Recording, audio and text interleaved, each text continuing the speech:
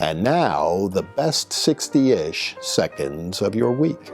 This week, the Electoral College met under the provisions of the U.S. Constitution in state capitals around the country and in the District of Columbia to cast their votes for President and Vice President of the United States. And as we all know, Joe Biden was able to get a majority of those electors who were certified by the various states. But in 7 states, Republican electors met simultaneously with the other electors to cast their votes for Donald Trump and Mike Pence. And how that ultimately will be worked out is on January 6th, when those ballots are opened in the United States Senate for final confirmation and the announcement of a president-elect. The day before January 6th, of course, will be the pivotal runoff races in Georgia, where 2 U.S. Senate seats are in play and could potentially produce a Senate majority for the Democrats or an absolute majority for the Republicans. Right now, the Senate is 50-48 advantage to the Republicans, but if there were 2 seats picked up by the Democrats in Georgia and Kamala Harris went on to be vice president, they'd be able to organize the Senate and break the ties based upon the vote of the vice president, i.e. the president of the Senate. It could introduce a whole lot of really bad stuff. So look to Georgia, and if there's anything you can do to help out there. Kelly Loeffler and David Perdue really deserve to be reelected to their Senate seats. It's very important for the future of the Republic. Meanwhile, Hunter Biden, who's told us that he's under criminal investigation for both his business dealings and his taxes, this week it was revealed that he apparently forgot to list $400,000 in income for Barissimo on his federal taxes. Now, I don't know about you, but that happens to me quite a lot, where you forget $400,000 or so when you're filling out your tax returns. We're supposed to buy all this. His father's saying, smell it. If it doesn't pass the smell test, well, we've had a sniff of this, and frankly, it stinks to high heavens, as do the dealings of Eric Swalwell with an alleged communist Chinese spy.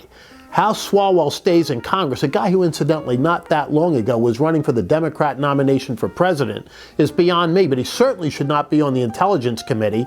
Those are going to be issues that come right to the fore in the next Congress. And Joe Biden has picked at least 3 members of the Democrat Party in Congress to serve in his cabinet if he should take over. And look at what that might do to their majority there. It's slim enough already. They lost seats in the November election. It would cut it down really dramatically, and if Swalwell has to go, could mean some very good things for public policy over the course of the first part of the next Congress.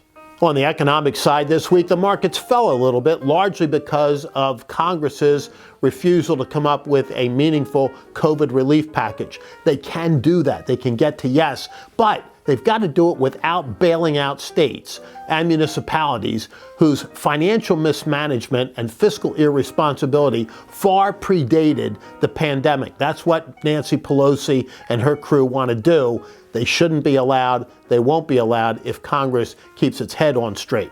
And you know I can't get through this without making some reference to sports. And this week, Major League Baseball did something that should have been done a long time ago. They officially recognized the Negro Leagues, which actually were 7 separate leagues, as being an official part of Major League Baseball, thereby redoing the entire record book for Major League Baseball. One of the principal beneficiaries of that, Willie Mays, who picks up a few hits to go on to his already illustrious hit total for his career.